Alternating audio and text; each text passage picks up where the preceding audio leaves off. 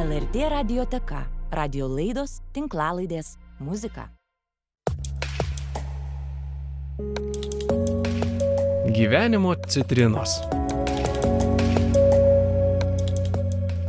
Labas visiems, kurie klausotės laidos Gyvenimo citrinos. Ačiū Jums už tai. Ją vedu Lavija Šurnaitė, aš. Ir šiandien kalbinu Paulą Čepinskaitę-Navickienę. Labas, Paula. Labas. Labai ačiū, kad atėjai, nes tikrai laukia prieš akis tokia labai atvira istorija ir tikrai psichologiškai apnuoginanti. Bet iš anksto, avansų dėkoju už tavo tą atvirumą, nes jis yra tikrai toks gilus ir prasmingas. Tikiu, kad gali būti, kad daug kas besiklausydamas ar besiklausydami gali netyčia ir nustebti, net išsigąsti, kad atpažįsta save arba atpažįsta savo artimuosius toje istorijoje, nes kalbėsimės apie valgymo sutrikimus, valgymo įpročių sutrikimus. Šiaip tas tokia formuluotė, jinai tokia tarsi neturi tokio stipraus emocinio užtaiso. Toks formalumas, kažkas bučiuką valgo, ne taip, suprask, nuo normos nukrypia. Bet tavo istorija, kurią tu papasakosi, parodys, kaip tai yra gilu, kaip tai yra sudėtinga ir kaip tai yra laviravimas ant mirties, netgi ribos. Taip. Tu linkčiai, taip ir yra. Gerai, Paula, tai toks trumpas intro ir tada keliaukime tiesiai į istoriją, nes tu geriausiai ją pati ir papasakosi. Paula, tai čia pradžia yra siejama tos sudėtingos istorijos su tavo modelio karjeros pradžia? Ne, tai buvo, kai iš gyvenimo pasitraukė man labai artimas žmogus, mano prosenelė, ir tiesiog, aš manau, mano ir identitetas truputį griuvo, aš nesijaučiau, kad galiu džiaugtis gyvenimu ir tam tikrą prasme norėjau siekti kančios, kontrolės ir taip po truputį, taip, yra sunku pasakyti tą tokį tašką, nuo kada visą tai prasideda, nes ta liga yra tokia labai klastinga, tai tokio taško grinai negali pasakyti, bet viskas taip pradėjo vystytis nuo tada, kai mano prosenelė mirė.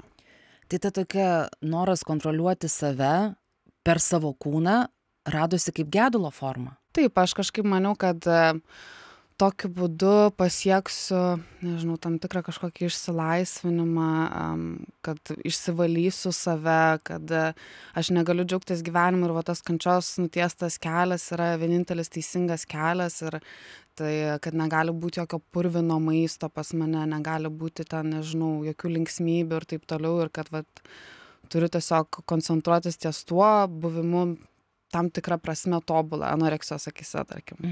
Taip, tu pripažįsti ir knygoje irgi savo mini, kad, kurią parašei apie ją, mes kalbėsime, kad tą anoreksiją vadini iš didžiosios raidės tarsi trečią asmenį, kas visuomet šalia, ar nebuvo, vėliau ten, aišku, ta ir bulimija buldozeriu įvažiavo į tavo gyvenimą, irgi labai svarbu, apie tai pakalbėsime, nes žinau, kad modelio karjera buvo tavo, ar ne, paraleliškai. Tai dabar už tai irgi klausiu, nes kartais atrodo, kad žmonės tai daro, pavyzdžiui, taip save marina badu, tam, kad išgautų tam tikras kūno linijas, idant atitiktų standartą. Kaip tu į tą modelio gyvenimą įsiliejai modelių? Į modelio gyvenimą įsiliejau, nežinau, kaip ir nuo kokių 16 gal metų tiesiog mane pasikviesdavo įvairūs fotografai, visokiam fotosesijom ir taip toliau. Tu visą laiką liekna šiaip buvai? Taip, aš niekad neturėjau ten ar antsvorio, ar problemų, anksčiau galėdavau valgyti irgi viską, ką noriu ir tai niekada nebuvo toksai, kad oi, aš čia stora ir man čia reikia numesti svorio.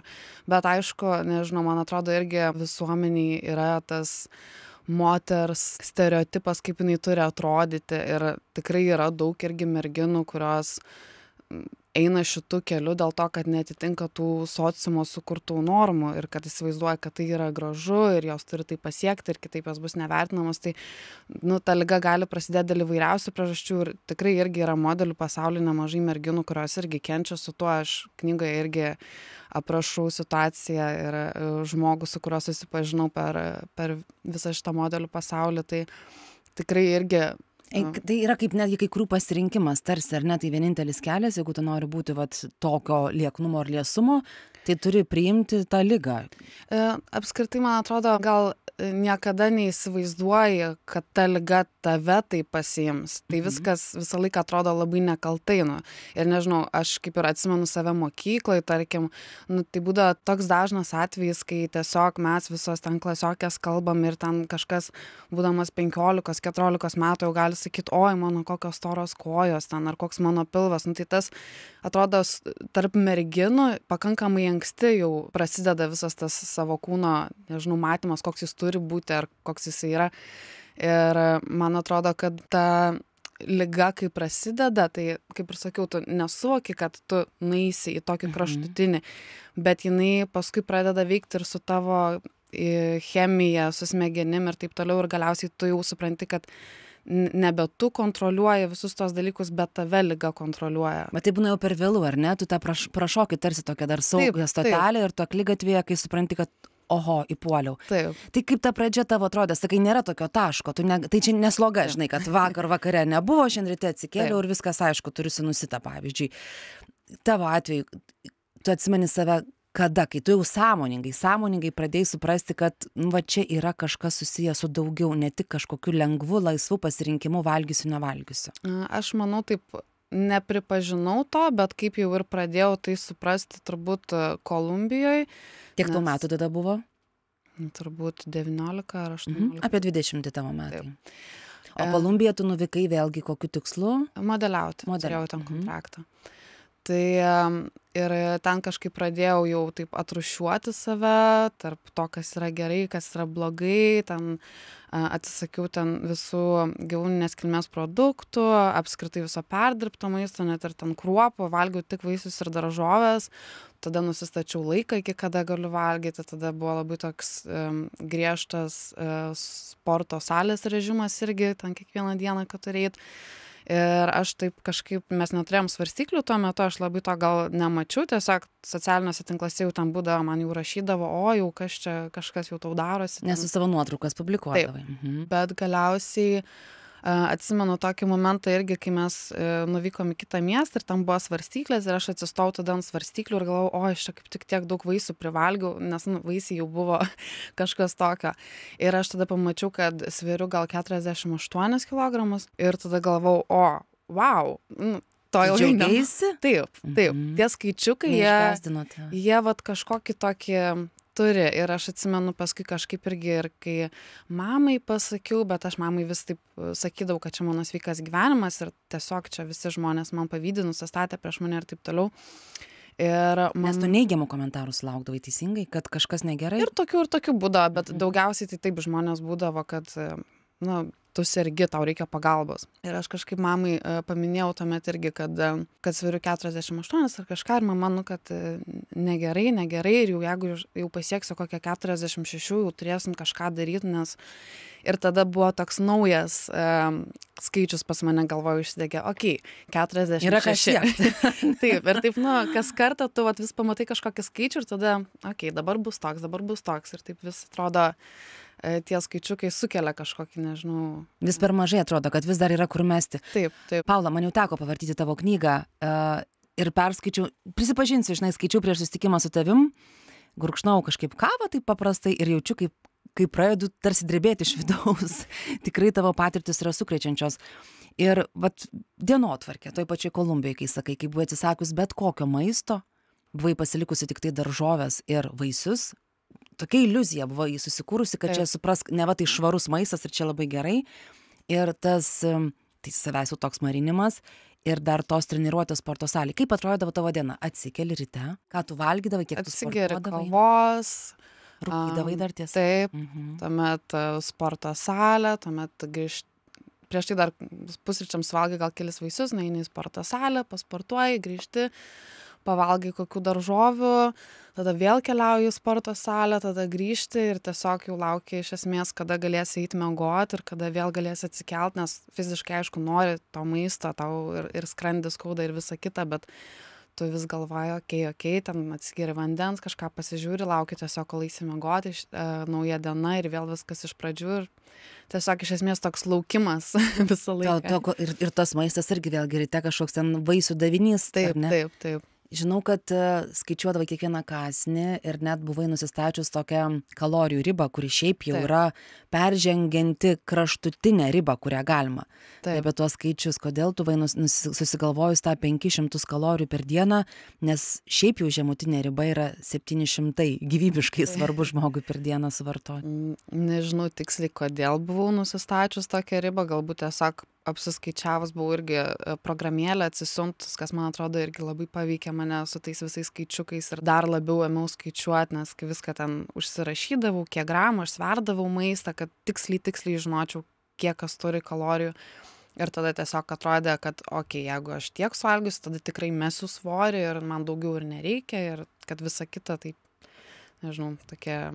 Bet tu nesupratai, kad tu tiesiog marini save badu, ne tiesiog sukuri kažkokį sveiką kalorijų deficitą, kas yra normalu metant svorį. Aš iš pradžių jaučiausi pakankamai gerai ir aš jaučiau tokį net ir jėgų antplūdį ir man atrodė, kad aš supratau, kaip reikia gyventi ir visa kita, yra čia tiesiog mūsų perteklinis vartojimas ir tai aš net nejaučiau gal to tokio blogio ir mačiau, kad tik tais tuos gerus, kaip vardinti dalykus, nes sakau, buvo ir tos energijos ir visa kita, bet paskui aš kaip ir su savo psichoterapeutu paskui kalbėjau ir jisai man irgi paaiškino, kad tai būna, kai jau tavo organizmas naudoja paskutinius energijos likučius, jisai atiduoda visą save jau, ką tau turi ir po to labai greitai tu, žinoma, grimsti žemyn, nes negali visą laiką laikytis ant tokios ribos. Ir kiek tu išsilaikė ant tos ribos, kas nutiko, kai ta anoreksija visiškai tave užvaldė? Tai buvo, nežinau, keletą mėnesių ir paskui aš išskridau kitam kontraktui į Kiniją ir tiesiog Kinijoje jau buvo tas toks nuovargis, viskas ir... Tu pradėjai jausti jau tuos kitus reiškinius, taip, ne? Jau man pradėjo jaustis ir tokia depresija, mane viskas pradėjo erzinti, visi kvapai, visos nuotraukos, visi žmonės, net tie reklaminiai stendai, kur kažkas kažką valgo, man viskas atrodė, kad šaiposi iš manęs tam tikrą prasme, nes kai tu marini save badu ir visi tiesiog... Ir visi tyčia tai daro. Taip. Nors jie tiesiog gyvena normalų gyvenimą. Ir ten per pietus, pavyzdžiui, ten irgi Kinijoje, kai kiti valgydavo, tu ten bandai išsilaikyti ir tada, kai nuėjau į parduotuvę ir tiesiog nežinau, kas atsitiko, nusprendžiau pasiimti šokoladuką, nors tai buvo kaip irgi prieš mano visus nusistatymus, nes aš kaip ir veganiškai maitinausi tuo metu, bet kai tuomet jau aplanko tas vilko alkis, ta bulimija, tu pamiršti visus savo įsitikinimus ir tada suvalgai vieną vatą, tada nori kito ir nori tiesiog pripildyti save, nes tu taip viso to esi išsiilgęs, bet paskui, aišku, ateina žiūri didelis kaltės jausmas, tas nešvarumas, tu negali išlaikyti viso to viduj, nes tu įsivaizduoji, kad visa tai viskas sugriaus. Tai mes netrukus dar prie tos bulimijos sugrįšime, noriu dar trupučiuką ties tuo etapu, kai ta anoreksija valdė tave, ar ne, nes po to jos tiesiog pradėjo ir pintis viena per kitą, žodžiu, tos ligos labai įdomiai veikia, labai klastingai. Aš žinau, kad tu labai keista veikla ir keistą hobį buvai susigalvojus, kai pati savo neleisdavai valgyti, išskyrus ten 4 valandos kažkiek tik tai vaisių ir kažkiek tik daržovių, tada dietinė kola ir cigaretės, nerekomenduojame didžiosiomis raidėmis, gyvenai tokiu štai režimu, bet tuo pačiu buvai nikusi į maisto gaminimą, sudėtingų tokių produktų, sočių, skanių, žiūrėjimą įvairiausių maisto kulinarinių šou ir panašiai. Tai tarsi, kažkaip tai skambėjo, sakyčiau, mazochistiškai. Psichologiškai kažkaip atrodo irgi, nežinau, tam tikrą prasme padėdavo, kai gamindavau maistą, nes tai jauti gal ir tuos kvapus ir tiesiog įsivaizduoji, kad, nežinau, irgi jo ragauja ar kažką, būni toks užsiėmęs irgi duodi savo veiklos. Tai aš atsimenu... Turi santykį su maistu, tarsi įsivaizduojama. Taip. Tai specialiai irgi stengdavausi gaminti visą laiką taip, kad būtų ne veganiški produktai, kad man nereikėtų sakyti, kad aš irgi neturėčiau ragauti su visais, bet būtų, oi ne, aš čia tik jums padariau. Tai turėdavai tada pasiteisinimą. Taip, ten atsimenu irgi tėvų buvo metinės, aš jiems ten iškepiau, nežinau, ar 4 ar 6 tortus metinių progą, kad čia paminėti, bet pati, žinoma, visiškai to maisto neliesdavau ir tuo pačiu irgi būdavo toksai geras, nežinau, kaip atsisakyti kažko, tarkim, net ir į restoranus einant dar tais laikais nebuvo labai paplitę nei ten vegetariški, nei veganiški. Prieš 10 metų kažkur. Taip. Tai dar labai buvo nedaug vietų realiai, kur čia ir Lietuvoje galėtum ten susirasti kažką tokio, tai irgi būdavo toks, na, aš tikrai valgyčiau, bet aš bet negaliu. Nors iš tikrųjų ten slėpėsi gilesni dalykai. Žinau, kad tą valgymą buvo iškeitusi, vis tiek norėjosi to santykio turbūt su maistu, nu toks instinktas, tai juk mes išgyvenam, dėl to mes turime valgyti. Tai tu valgyti negalėjai, net ragaut savo neleidai. Ir tada iškeitai tokį santykį, kad tau patiko tą maistą liesti ir uosti jo kvapus, ar ne? Taip. Ir tau užtekdavo tarsi. Tam tikra prasme tuo metu, taip, bet žinoma. Čia trumpalaikis dalykas. Taip. Ir tada tas toks beprotiškas alkis atvedė iki tos bulimijos, apie kurią mes jau pradėjom kalbėti, kai tu atvykai į Kiniją. Taip. Tai tau buvo tokių epizodų, kai tu net alpdavai per fotosesijas? Taip. Čia per tą anoreksiją, ar ne? Taip.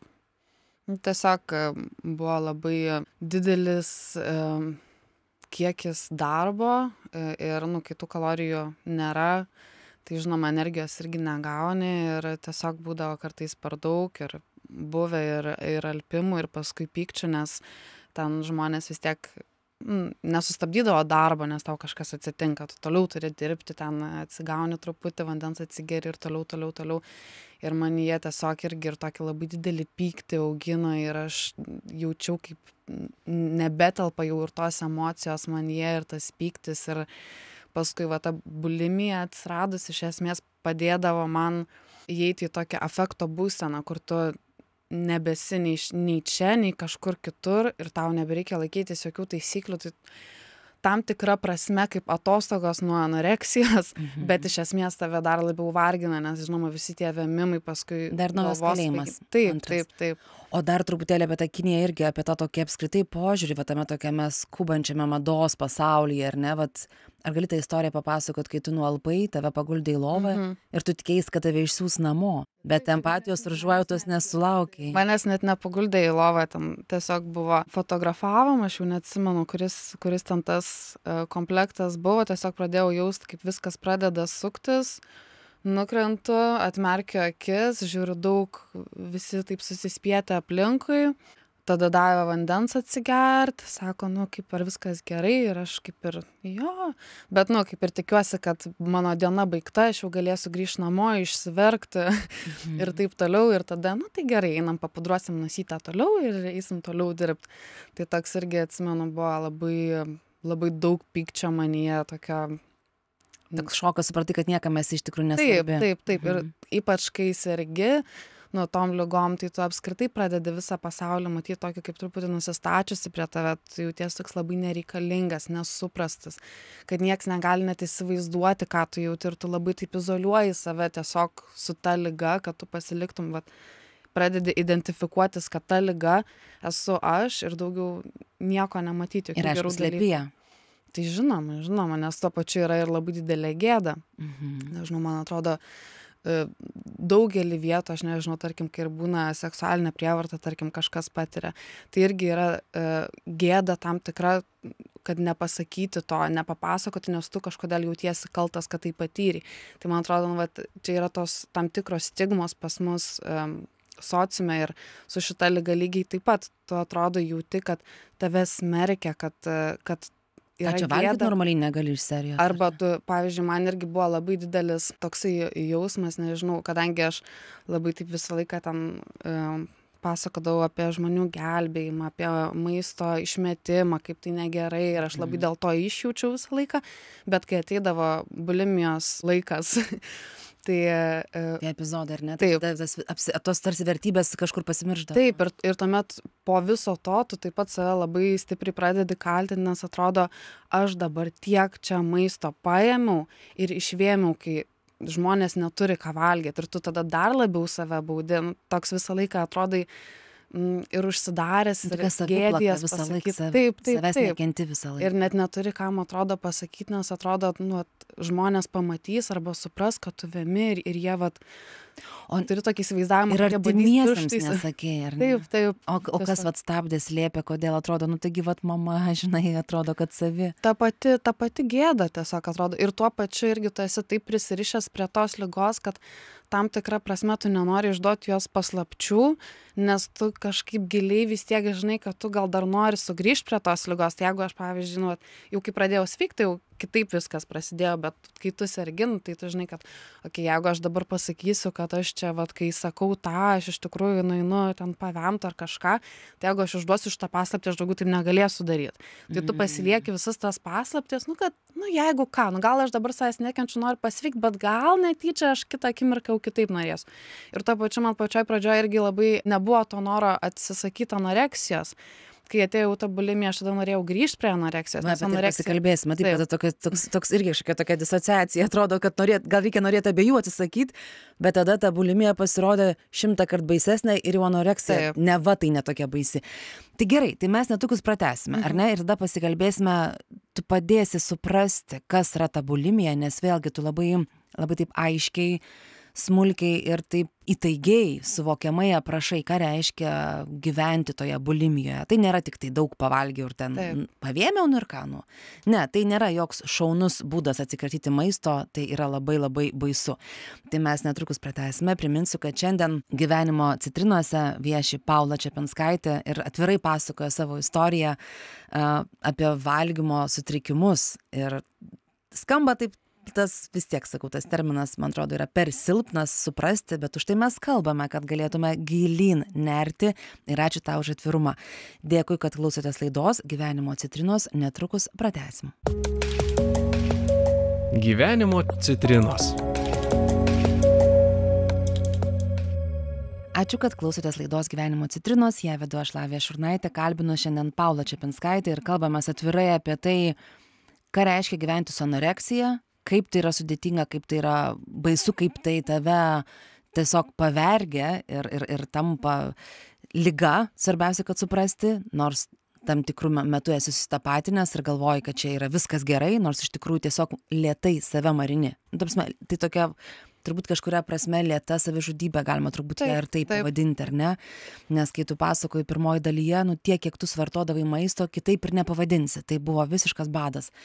Bet ta anoreksija, turbūt vis tiek žmogus, net ir labai kažkoks tenai įsivaizduojantis esąs stiprus ir kad jam nereikia maisto, jinai turi pabaigą vien dėl paprasto dalyko gamtos.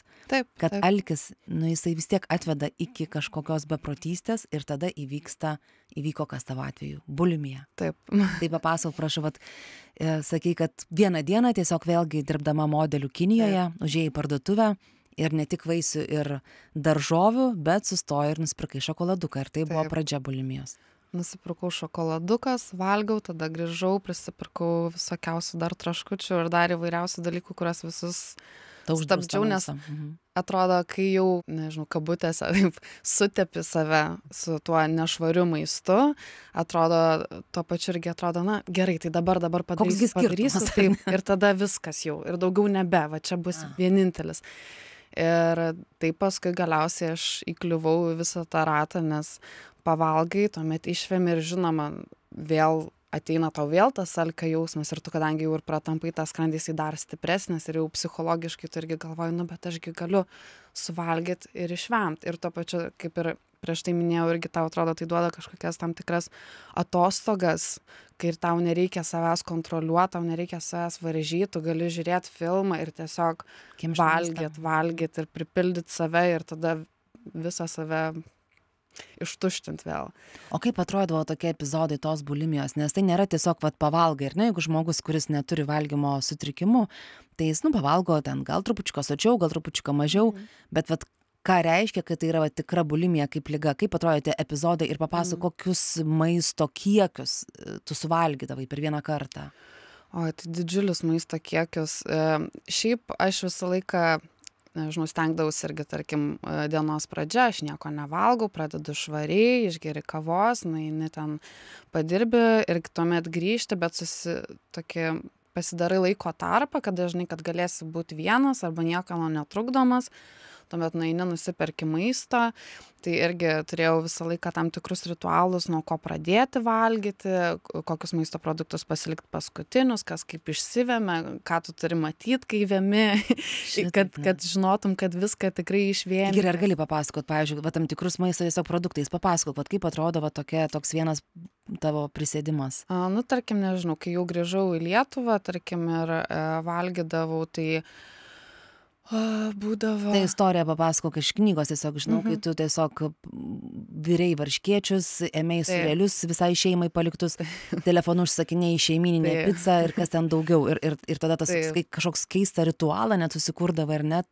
su tuo maistu. Išsidėlioji visus produktus aplinkui save ir tuomet pradedi nuo to, kur įsivaizduoji, kad gal turi mažiausiai kalorijų. Nebūtinai taip yra, bet tiesiog man taip pasąmonėje atrodydavo. Ir ten irgi pizzas, kai užsisakinėjai, tai kadangi yra ta gėda, niekad neužsisakinėjau su savo vardu, visą laiką pasakai kitokį vardą. Ir tuomet tiesiog, kai buvau pas tėvus ir jie išvažiavo, iš pradžių dar galvojau... Tu buvai grįžusi iš Kinijos į Lietuvą. Tai tuomet tiesiog valgiau viską, kas pas juos buvo. Bet tuomet tu nevalgai jokių ten kruopų, daržovių, taip toliau, nes šitas maistas čia yra anoreksijos maistas ir... Neįdomus. Neįdomus, taip. Tai tu žiūri ten, nežinau, visokius... šviesias bulkas su kondensuotu pienu, ten sūrelius, nežinau, viską, ką randi, ten jogurtai, pusryčiai, viskas, ko neleidi sau, viskas įeina į tave tuo metu. Tai, bet šiaip aš... Ir tai yra vienas prisėdimas, kaip tu sakai, šeiminė pica, varškėčių maišas, tada ten tos, kas ten sūreliai. Taip, su kondensuotu pienu dar irgi atsimenu, kažką dariausi. Ir paskui viską išvemi. Ir tuomet tai nėra, kad čia yra vienai dienai toksai persivalgymas. Aš tokių persivalgymų priklauso nuo aplinkybių, kiek galėdavau būti viena, bet aš galėdavau, kad ir 6-7 kartus kartoti. Per dieną? Taip. Tai tu nueini prisiperki, aš paskui irgi, kai gyvenau jau viena, tarkim, tai nueidavau parduotuvę ir tai jau žinai, kur ten kokios nuolaidos, nes tai kainuoja daug pinigų. Taip, tikrai, va, tu sakai, toks didžiulis maisto švaistymas. Ir aš tiesiog žinodavau, kur kokios akcijos ir ten nueini vienur, nusiperki ten Milkos kelius šokoladus, tarkim, paskui nusiperki ten keletą sūrelių, tada nukaino to kokio pirago ten likusio, kuris irgi ten lengviau išsivemtų, ten Coca-Colas visą laiką, nes padėdavo irgi tiesiog su tuo. Ar visokių ten ar bandelių, ar ko, čipsų, kažkokių irgi tokių lengviau išvemiamų. Bet vai netgi va tokius dalykus tiesiog žinoji kategorijomis, ar ne? Taip, ir galiausiai paskui, kai tu tiek daug laiko praleidi tai darant, iš pradžių gal tave tas skonis irgi kažkaip žaidžia, kad pajauti, ar skanu ar ne, o galiausiai tau net atbunka tie skonio receptoriai ir tu tiesiog turi jausti labai saldu. Tai tarkim, aš prisipilsiu žiauriai daug kondensuoto pieno, man net nesvarbu, aš ten galiu valgyti, nežinau, kažkokį visiškai man šiaip neskanų dalyką, bet tiesiog su daug cukraus arba ten daug druskos kažkas, kad būtų. Tiesiog receptorius, kad jaudintų kažkiek ar ne aitrintų. Ir tiesiog net būdavo nebesvarbu, svarbu, kad lengvai išsivemtų, kad daug galėčiau pragyt, nebūtų baisiai brangu ir tiesiog kartodavosi tuomet. Dar kai Kinijoje tu buvai, tas buvo jau ta bulimija buvo irgi ar ne įsivažiavusi, tai trupučiuką dar grąžinsiu tave į tą Kiniją, nes iš šono taip atrodo, gali taip irgi iliuziją susidaryti, aišku, čia tas švaistomas maistas, tas vėmimas tikrai nėra malonus fiziologiškai ar neatlikti veiksmas, bet žiūrėk modeliui, gal čia visai šaunu, supras, kad to maisto nepasisavina ir organizmas nespėja ir pavalgai, nors sakai, kad netgi jau tas ir malonumas buvo valgymo prapuolęs. Bet atsirado tokių kitų šalutinių poveikių, apie kurios turbūt visiškai neįsivaizdavai, kad į tą bulimiją, konkrečiai tą vėmimo procesą, tą tokį veiksmą, organizmas pradėjo reaguoti, kaip tau pradėjo tint veidas, kas pradėjo darytis. Tonzilės irgi pradėjo tint veidas ir tai, kadangi, nežinau, buvo pati pradžia mano bulimijos, tai man pradėjo ir augt svoris, nes aišku, tie kalorijų, kai tu suvartoji, neišeina visko išvemti ar visko pašalinti iš tavęs, tai vis tiek kažkiek priaugi to svorio, dėl ko irgi būna labai sunku kartais pasakyti, kad žmogus serga bulimija, nes jisai gali atrodyti visiškai normalaus svorio, normalaus sudėjimo, kartais net daugiau truputį svorio turėti ir tu gali net nesusimastyti, kad žmogus išvemia maistą, nes jis atrodo visiškai normalus. Tai galiausiai irgi pradėjo menkint mano ir darbo kokybę, jau pradėjo mano ir agentai skųstis, kad, nežinau, ten prieš kelias savaitės aš pasirodžiau kažkur, parodžiau tą savo kompozitinę kortelę, mane išsirinko ir taip toliau, aš neturėjau daug darbų ir paskui aš ateinu į darbą ir jie pamato visiškai kitokį modelį, kuris yra ištinęs, turi daug skysčių savyje, visas veidas toksai suapvalėjęs ir tuomet irgi kažkaip man ir agentas sakė, daryk kažką, tau reikia reikia kažką daryt, veido pratimus, sako, daryk, ir visi tie dalykai tave taip atrodo žeidžia, nes tau ir pačiam gėda, kad tu tai darai ir tu vis tikėsi, gal nieks nepastebės. Ir tuomet pradedi jaust, kad visi pastebi ir tada dar labiau nori grįžti prie tos anoreksijos, nes atrodo, anoreksija bent jau jinai, nežinau, kad ir modelių pasaulyje jinai man daugiau ten darbų galėjo atnešti ar kažką, o bulimija jinai tiesiog taip tave darko.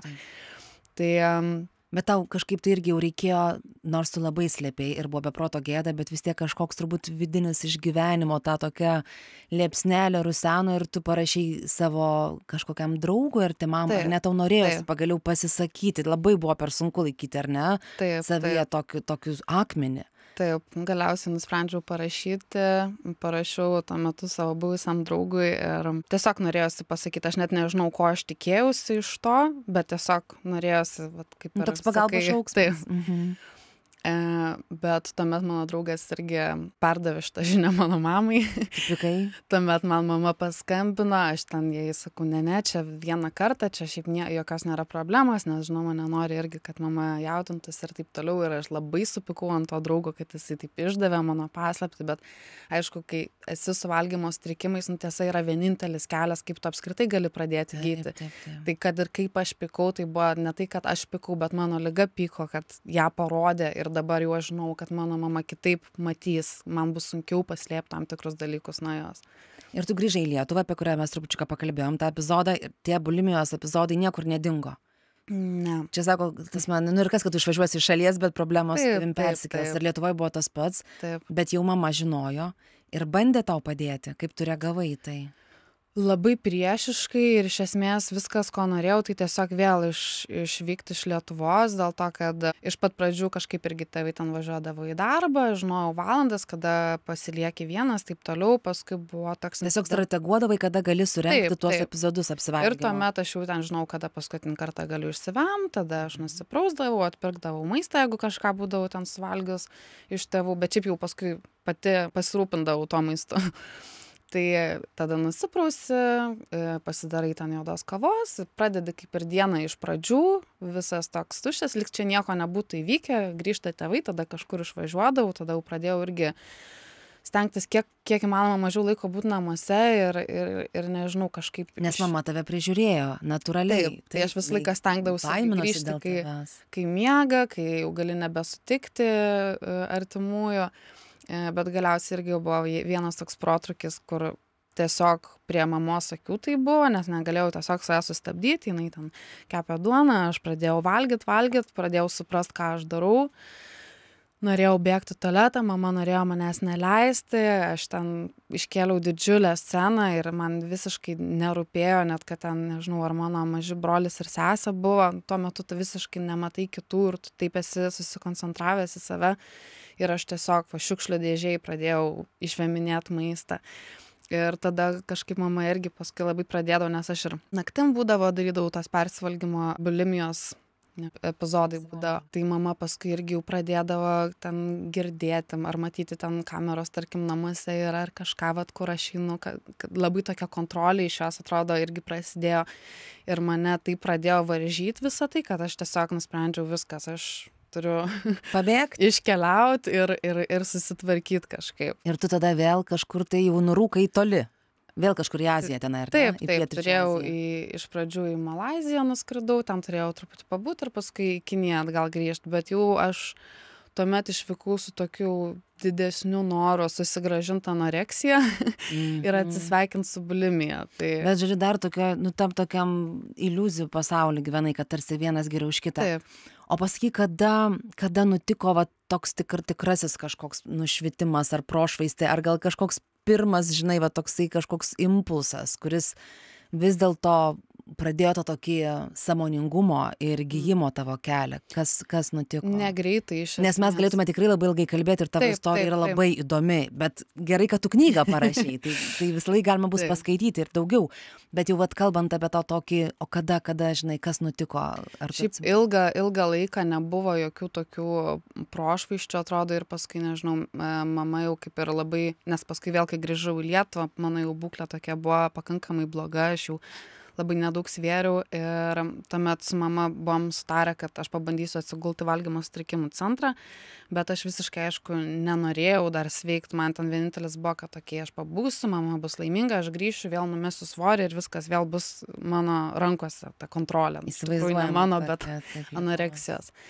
Bet šiaip valgymo sutrikimų centre vis tiek būdavo, nors ir aš tą pirmąjį kartą, kai galėjau, nes aš galėjau 2 kartus, tai pirmą kartą man nebuvo to noro sveikt, bet ten vis tiek būdavo kartais tokių prošvaisčių, gal irgi išlįsdavo, kad nu, gal ir galėtų būti kitaip, gal ir vat, tu nesijauti tai blogai. Retai, bet būdavo tokių. O tai tas pirmas gulėjimas, tai vadinasi, buvo dėl kitų, tarsi, ar ne? Taip, dėl mamos tik tai. Dėl mamos, kad jinai jinai nusiramintų, atsikabintų nuo manęs, kad aš jau pasakyčiau, okei, jau pabandžiau, padariau, jau Kaip tu norėjai. man nieks čia nepadėtų, žodžiu. Bet va tas... Bet ten aš žinau, kad irgi tam yra irgi esu kalbinus moterų, kurios tenai gulėjo irgi gydėsi, bet ten reikia valgyti. Taip, Ir taip. net vyruką esu kalbinus, ten reikia normaliai valgyti. Kaip Taip, va tau taip. sekėsi valgyti, kai Tai- tu vėl buvai nusprendus, kad tu badausi, žodžiu. Taip, tai ten, iš pradžių būna prasideda nuo apusinės dietos, kas yra mažiau kalorijų ir paskui po truputį didina, nes negali iš karto pradėti labai daug valgyti, kai anoreksija sergi, tai pavojinga ir gyvybei. Tai reikia tenais valgyti, tas mane baisiai erzindavo, žinoma, ir paskui kartais galėdavai paprašyti, kad tave išleistų, tarkim, savaitgaliui namo ar panašiai. Ir tada pas mane buvo tas vienas savaitgalis, kai aš galėjau grįžti namo ir aš ten vėl tėvams visokių dalykų primelavusi ir man ten truputį nukrito svorio ir aš ten vėl džiaugiausi. Ir ten, nežinau, stengiasi kažkiek ten vaikščioti kuo daugiau, nors ten irgi stebi, ten negali labai daug vaikščioti, tarkim. Nes turi auginti svorio, Taip, taip, taip. Tai tada šiaip visi irgi ten prižiūri, kad tu ten per daug nieko nedarytum, bet vis tiek tu, stengiasi kažkaip ir... Tai, bet tas svoris man tiek daug nespėjo ir priaugti, ir dėl to, kad aš ir į namus buvau grįžus ir dar numetusi svorį ir paskui iš tenais išvažiavus aš jį labai greitai, numečiau viską, ką ten buvau priaugus. Bet tu grįžai antram kartui tada į tą centrą? Taip. Tai pirmą kartą aš dar... O jau su kitom mintim, galbūt su Taip, jau tada... tikslais kitais, tada va dėl čia savęs labiau. Ir buvo turbūt va tas toks pats pirmas tikrai norėjimas pasveikti, nes situacija darės vis tokia blogesnė, man pamažu visas gyvenimas toks labai surrealus pradėjo matytis, nes... O ką turi omenyje? Papasako. Kartais nebesuprasdavau, ar čia iš tikrųjų tikra, ar šitas gyvenimas tikras, ar viskas, ką aš matau, yra tikra.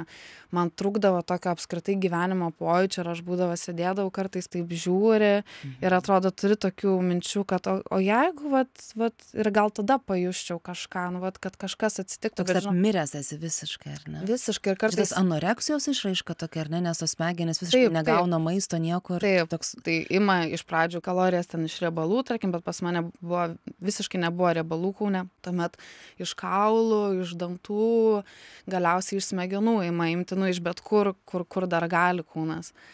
Tai ir mano svoris jau tuomet buvo 38 kilogramai ir tiesiog buvo labai jau sunku ir funkcionuoti ir būdavo tokių prošvaisčių, aš ten sutikau ir žmonių per savo gyvenimą, kurie man tikrai daug padėjo, bet buvo tuomet tiesiog vieną dieną ėmiau jaust, kad viskas, kad mirštu, tiesiog. Noriu paklausti, ar tau buvo tokių minčių, reali tokia kažkokia būklė ir supratimas, kad aš iš tikrųjų galiu mirti, nuo nevalgymo. Taip, tokių būdavo vis, užeidavo, praeidavo, bet buvo tą vieną dieną taip tiesiog, kad jau jaučiau viskas, kad aš net nebeturiu jėgų ir paskambinau mamai, kaip ir atsiprašyti, kaip ir pasakyti, kad mirštu.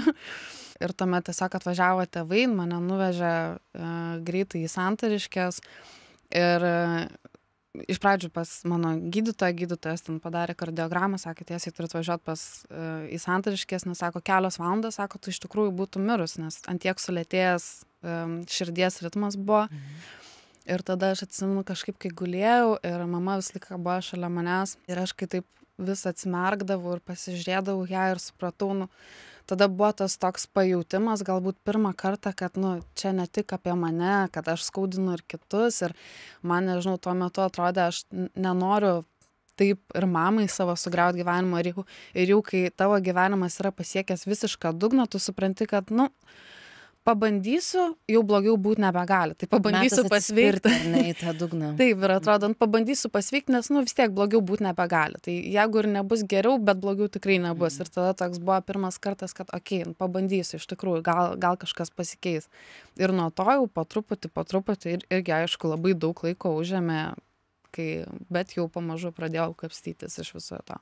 O kiek užėmė to laiko, praėjo koks laiko gabalas, kai tu jau taip galėjai tikrai atsikvėpti ir suprasti, kad tu nebesi tos ligos gniaužtose, nes tu buvai visiškai valdoma. Taip, ne? taip. Nežinau, kokie porą metų, manau, tai tikrai su tokiais gūsiais visokiais, kur atrodo pagerėjimas, bet irgi toks kaip ir atrodo yra siekitos amžinos laimės ar to amžinai gero jausmo, kas yra neįmanoma, bet atrodo, tu visą laiką nori, kad tai būtų tavo ta laimės būsena tokia. Ir kiekvieną kartą, kai jinai nebūna tokia, tu pradedi jaust, negerai, blogai yra ir labai taip įsilieji tas negatyves mintis irgi, nors aišku, ir geri ir blogi dalykai, jie yra reikalingi ir jie visi praeina. Pusiausvyrai tokia. Taip, bet tuo metu atrodo, tu būni taip įsikabinęs ir taip bijai tų nuopolių, bet tie nuopoliai ir tie atkričiai, jie yra visiškai normalu, jeigu tu sugebi, gerai, čia viskas buvo gerai, bet privalgiau, išvėmiau. Ir jeigu tu labai susikoncentruosi, kad jau viskas prarasta, tai tau prailgės tas etapas, bet jeigu tu pagalvosi, dabar tai buvo, dabar galiu vėl bandyti iš naujo. Bet sąmoningai noriu eiti, žodžiu. Taip. Ar tau būna tų epizodų, dabar tame 10-metyje, ar ne nuo tada? Ja. Kartais būdavo net ir po pakankamai ilgo laiko, kur atrodo, tu jau ten nieko jau nedarai, viskas bet kažkas ypač labai koreliuoja, man atrodo, su emocijom ir būna labai kažkokios stipresnės emocijos. Ir tada kažkaip kažką ir tu pats nebesupranti ir atrodo tokio ir, nežinau, pykčio gal sau turi ir eini kaip ir save nubausti ir būna gali nežinau, vieną kartą ten per kokius kelis metus eini išsivemi ir būna kartais. Bet aišku, paskutiniu metu tai nelabai jau, bet per visą tą laiką, kai gijau, tikrai būdavo ir tų nuopolių, ar būdavo ten dienų, kai, pavyzdžiui, nevalgai ir jauti, kad reikėtų valgyti, bet jauti tą tokį pažįstamą tuštumos jausmą, kuris tam tikrą prasme tave džiugina kažkaip. Ir tu toks, Taip, čia tokia priklausomybės dalykai. O kaip tau sekėsi paraleliškai kurti savo asmeninį gyvenimą, nes dabar tu turi šeimą, esi ištekėjus, berniuką, sūnų ar nemažą. Kada atradusi kažkokie santykiai, kaip tu save pradėjai priimti, nes čia turbūt ir savivertės kažkokie dalykai buvo. Nežinau, viskas taip labai kažkaip susidėliojo tokias vietas, kai aš pradėjau, iš pradžių aš turėjau tiesiog skirti laiko savo ir save iš naujo atrast, kas esu aš, o ne mano liga. Ir daug ir keliavau, ir nėriausi visokias, nežinau, avantūras, visur iškeliaudavau viena ten ir taip toliau. Vis tiek ieškojau to dopamino kažkaip. Taip, reikėjo kažko pakeisti. Ir man to pačiu gal irgi labai jautėsi, kad aš tiek daug laiko išvaiščiau, kad aš nebenorėjau daugiau išvaistyti nei vienos dienos. Ir norėjau viską tiesiog daryti. Ir paskui irgi pradėjau jaust, kad tai nėra irgi visiškai nėra visiškai ta tiesa. Ir paskui mes su mano vyru taip visiškai susipažinom įdomiai, taip tiesiog buvau kavos vietoje, jisai ten su draugu atėjo, mes susipažinom ir tiesiog buvo iš karto toks jausmas, kuris buvo visiškai nepaaiškinamas, tokia meilė iš pirmo žvilgsnio. Ir jisai paskui man irgi daug padėjo, bet žinoma ir tuose santykiuose mūsų iš pat pradžių, nes mano kaip tik buvo tas laikas, kai aš jau sveikstu, bet dar nebuvau visiškai. Bet dar pažeidžiama esi, taip. Ir aš galvau, kad aš vaikų apskritai niekada negalėsiu susilaukti, nes man mėnesinės buvo labai ilgą laiką dingusios, bet kažkaip, ir pradėjom būti kartu ir aišku, dar būdavo tokių, kad kartais mes jeigu susipykstam ir aš tada nevalgysiu. Čia toks mano buvo kaip, dabar aš tau tu man tai padarei maždaug. Aš nevalgysiu, nes tu mane įskaudinai ir tu esi kaltas, nes, aš šiaip anoreksiją sirgau. Tai žodžiu, tai toks būdavo kartais, kad manipuliuojamas per savo kūną. Taip. Bet paskui irgi išmoksi, daug kalbėsi, taip toliau ir galiausiai paskui irgi pastojau visiškai taip. O kiek tavo sūnui? 5. O, tai jau čia jau turiu tokį ūgtelėjusį vyruką, taip. Taip. Ir paskui kažkaip irgi tas ir laukimas, jis irgi buvo šiaip sunkus periodas, nes vėl mano identitetas kažkaip keitėsi ir aš jo ieškojau ir nežinau, kas aš čia esu ir kokia esu ir kokia turiu būti ir ar aš čia mama, ar aš čia labai daug buvo visokiausių jausmų ir buvo labai sunku irgi pereiti per tą kūno pokytį, nes aš niekada nesu turėjus tokio svorio, kokį priaugau. Ir aš nebuvau iš tų nėščiųjų mamų, kurios ten tik tais pilvukas, bet viskas, o man visur priaugo svoris. Ir man buvo tokių dienų, kaip kartais atrodo, žiūriu į veidrodį ir man neatrodo, kad aš ten tokia būčiau, bet, pavyzdžiui, kažkas paveiksluoja, aš pasižiūriu nuotrauką ir man iki ašarų gali būti. Atrodo, negi aš iš tikrųjų taip atrodau. Ir, būdavo tuomet ir kai vyras, bet tu laukiasi, sako, nesumaišyk šitų dalykų. Ir žinoma, ten kai pagimdžiau, praėjo laiko, viskas atsistojo į vietas ir paskui irgi pradėjau jaust daugiau tą tokį, nes iš karto gal po anoreksijos irgi toks labiau eini, kad aš čia savo daugiau leisiu ir taip toliau, bijai irgi ten tų sportų per daug ir kažką. Bet dabar jau pabiškai aš tokią turiu savo ir rutiną ir aš žinau, kad nei vienas kraštutinumas nėra gerai, nei kitas kraštutinumas nėra gerai. Tu turi atrast, kas tau yra patogu, būti sąmoningas, kai tu valgai, jaust, žinot, ko tavo kūnas nori, kiek nori judėti ir, tuomet nereikia tiek daug ir pergalvoti to tavo svorio ar to, ką valgai, jeigu viską darai daugiau sąmoningai. Tai, kas su to maistu.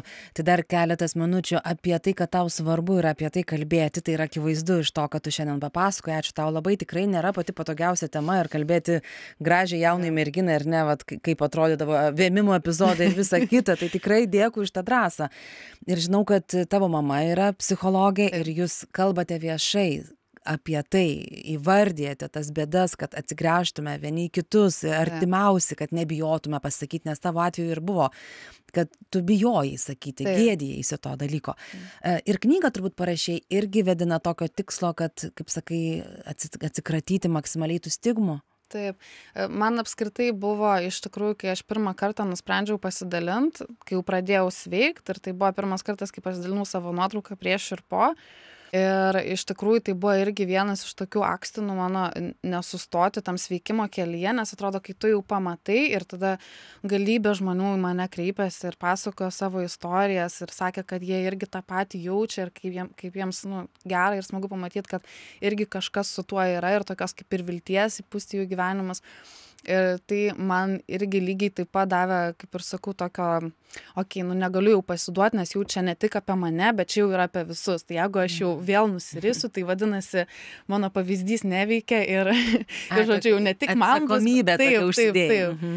Ir galiausiai irgi tam tikrą prasme galvau, kad gal aš turėjau pereiti per tai gyvenime vien tam, kad, nežinau, dabar parašyčiau šitą knygą. Galbūt ta knyga, aš nežinau, vienam žmogui ar dviem žmogui padės, bet tai jau bus labai daug. Kaip sako, išgelbėk vieną žmogų, išgelbėsi pasaulį. Taip, tai aš manau, čia tiek ir man padėjo, tiek ir tikiuosi, kad irgi, nežinau, žmonės bent jau pajus, kad tai, ką jie jaučia, tai nėra keista, tai nėra, nežinau, kaip ir valgymo sutrikimų centre gulint irgi atrodo, taip, gal daug kas erzina, bet tuo pačiu tu būni su žmonėm, kurie jaučia tą patį ir tu tam tikrą prasme jautiesi kaip namuose, jautiesi suprastas, nes jauti toks, kad tau gėda, nes tu žinai, kad lygiai taip pat visi kiti ten irgi vėmė įvairiausiose vietose, ten slėpė tuos maistus ir tu jautiesi toks tam tikrą prasme su savo šeima kažkaip. Tai bendrystė, gentis tokia. Ačiū tau labai, Paula. Tai priminsiu, kad tavo knyga taip įtaigiai ir vadinasi Alkana didžiosiomis, kaip liga kėsinosi praryti mano gyvybę. Tai ačiū tau dar kartą. Priminsiu, kad kalbinau Paulą Čepinskaitę-Navickienę ir dėkinga tau labai esu už visą tavo atvirumą, kad papasakoji, kad atėjai ir kad tikrai, kaip sakai, bent jeigu vienas išgirs, o manau, kad išgirs labai daug kas ir paskaitys labai daug kas, tai bus tikrai daug grąžintų į gyvenimą žmonių ir jų aplinkinių šeimų išgelbėta. Tai ačiū dar kartą. Ačiū už gražų įrašą Eglei Jarmolavičiūtei, pati esu Lavija Šurnaitė. Priminsiu, kad visas laidas patogiai rasite lrt.lt radiotekoje. Iki.